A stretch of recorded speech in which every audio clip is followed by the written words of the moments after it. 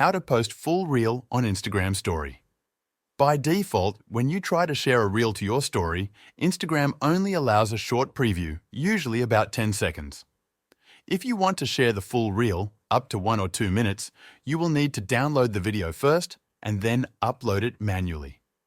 First, find the reel you want to share. Tap the Share button, then select Copy Link. This will copy the URL of the reel to your clipboard. Next, open any web browser on your phone and search for Instagram Downloader. You will see multiple websites that allow you to download Instagram Reels. Open one of these websites, then paste the link you copied into the provided text box. After pasting the link, tap Download. You should see a preview of the video. Tap Download again, and the reel will start saving to your device. Once the video has finished downloading, go back to the Instagram app. Tap the plus icon, then select Story.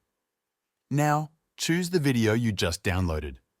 If needed, you can adjust the video's position or increase the sound. Now, tap Send, then select Your Story. This will upload the full-length reel to your Instagram story. That's how to post full reel on Instagram Story.